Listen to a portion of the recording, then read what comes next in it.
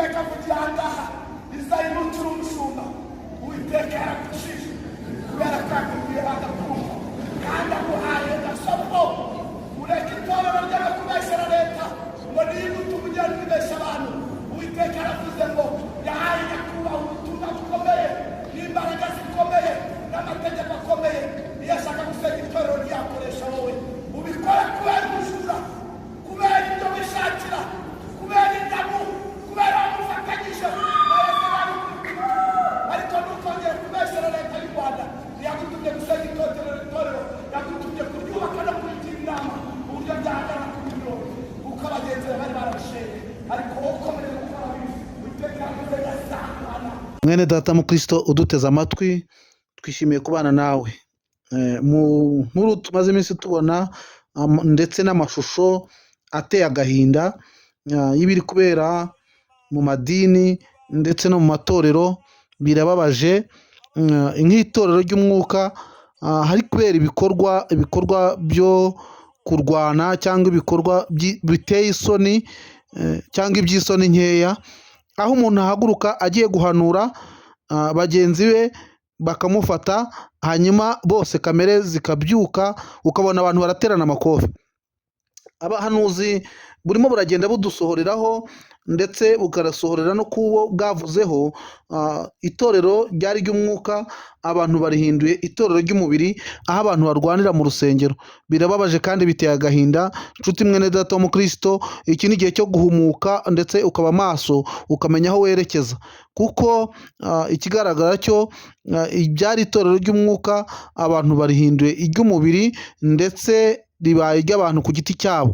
Hanyuma rero Imana yari yavuze ko igiye kuzaca abashumba ndetse no kuzazana inkoni yayo mu nzu yitiriwe izina ry'Imana. Irimo iragaragara cyane aho bibera mu rusengero rukomeye, urusengero ruzwi ndetse rumenyekanye, rufite korali zikomeye, aho baburije abanyamwuka guhanura mu rusengero. Ni kiriya batinyaga ko umuntu ahaguruka akavuga yuzuye ifuhe ndetse n'imbaraga z'umwuka, kugira ngo adakoza isoni abanyabwenge cyangwa adashyira abayobozi hanze. Ubundi Imana ntabwo ijya ishyira umuntu hanze cyangwa ku karubanda. Ibanza gutanga abagabo, ikamutumaho intumwa, ikamutumaho abahanuzi, hanyuma igihe cyo kumushyira hanze iyo kigeze, dushingiye ku ijambo riri muri Zaburi ya 50 umurongo wa 21, ahangaha niho Imana ifata umwanzuro igakoresha umuhanuzi akaza akavugira mu iteraniro cyangwa akavugira muri rubanda nyamwinshi, akavuga amabi y'umuntu cyangwa ibikorwa by'umuntu. Ubundi Imana irahishira ndetse ikanabitwara gakeya. Ariko iyo byageze ahangaha ibizanye gukora kwayo, mwumva aya magambo ukuntu avuga. Aravuga ngo ibyo urabikora nko kwihorera, ukibwira yuko mwanye nawe rwose, ariko nzaguhana mbishyire imbere y'amaso yawe uko bikurikirana. Nshuti mwene data rero, Imana iri gukora cyane inakoresha amashusho ndetse n'izi mbuga nkoranyambaga, aho abantu bari kwihisha bakanihishira, ariko amafoto n'amashusho bafashe akabashyira agaragara. Abantu bibazaga ngo Imana ishyira abantu ku karubanda gute, ngo izabishyira imbere y'amaso gute? Ariko ibintu turi kubona ku mbuga nkoranyambaga dukoresheje aya matelefoni n'amakamera abantu bafite, biteye agahinda. Abantu igiye kubashyira hanze, abantu igiye kubanika, aho abagabo b'amakote, aho abagabo bize, aho abagabo basobanutse bari gushyirwa hanze, bari gushyirwa ku karubanda, tukabona ibyabo, tukabona imyitwarire yabo, aho kamere zibyuka tukabibona. Nshuti mwene data, nagira ngo nkubwire kandi nanakuburira, uyu munsi ube mu itorero rya Kristo, uve mu idini, ushingure ikirenge cyawe mu idini, kuko Imana yambwiye ko idini igiye kurishyira ku karubanda, ibiri kuberamo ngo igiye kubishyira hanze, kandi abantu bagiye kubota, biragaragara. Icyo nabwira abantu banyumva n'abadukurikira, abahanuzi ntago bacitse, nta nubwo babiretse, ubuhanuzi buracyariho, ubuhanuzi buracyakora, abahanuzi baracyariho, ba Mikaya baracyakora. Inshuti mwene data, icyo nakubwira, aya materaniro tubamo, ibi biterane tubamo, ntibyagombye kuberamo biriya bintu. Ikigaragara ni uko abantu bimitse umubiri bakimura iby'umwuka. Pawulo yigeze kubyandikira Abagalatiya, aravuga ngo mwabagalatiya mw'abapfapfa mwe, ngo mwatangije iby'umwuka none mubiherukije iby'umubiri. Ikigaragara muri ano matorero yo muri no minsi, amatorero yo mu bihe bya nyuma, amatorero Bibiliya yise Lewodokiya, Bibiliya yavuze ko ari akazu yaze, ngo uko udakonje kandi ntubire ngo ngiye kukuruka. Imana igiye kuyaruka, Imana igiye kubaruka.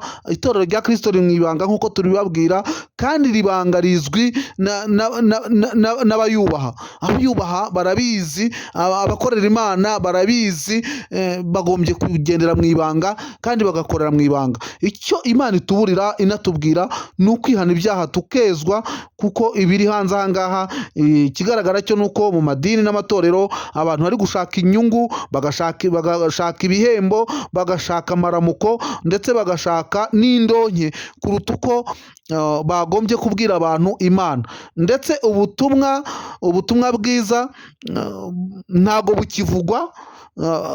Abavugabutumwa nibo bagize icyubahiro, nibo bafite agaciro, nibo bamenyekanye kuruta ubutumwa bwiza. Ibi rero bibabaje Imana, niyo mpamvu n'akataraza kagiye kuza. Tubivuga mu ncamake, tukabashyiraho amashusho, ndetse amashusho aba agaragara y'ibyabaye nka temwe cyangwa nk'igihamya, kugira ngo murebe. Wowe ndakugira inama mukristo unyumva kandi uneze amatwi, shishoza hanyuma ukuremo akaye karenge, ufate umwanzuro wo gukizwa ndetse no kugira agakiza, ndetse ko mu mutima uba umukristo wo mu mutima. Umuririmbyi yavuze ngo ngenda umukristo wo mu mutima kandi ndakomeje mu rugendo rwanjye, ngo mpora mbihamya, ngo naho igihugu cyanseka. Uba umukristo ku giti cyawe, uba umukristo wihamiriza, hanyuma wera imbuto zikwiriye abihanye, kugira ngo n'abantu baguhamirize. Kuko abatera imbuto, Bibiliya itubwira ko igiti cyose kitera imbuto data azagica. Niyo mpamvu muri kubona abantu benshi bari kugenda baseba, bakanaserera kuri zino mbuga nkoranyambaga, ndetse no mu biganiro bakora, bagaseba mu materaniro bakora, ariko nta torero cyangwa iteraniro riri mu mwuka habamo biriya bintu bimeze kuriya. Niyo mpamvu abanyefuhe nka buriya buhanuzi mwumvise, abanyefuhe barakora, ndetse iyo ukoze biriya ugakoresha ukuri nka kuriya, bakwita igicamuke, bakakwita injiji, bakakwita ko wavangiwe, bakanagusohora. Ukuri rero kurimo kuragenda kumirwa, ikinyoma kigafata intebe cyane, ariko ndakubwiza ukuri kuzatsinda ikinyoma mu izina rya Yesu. Amen.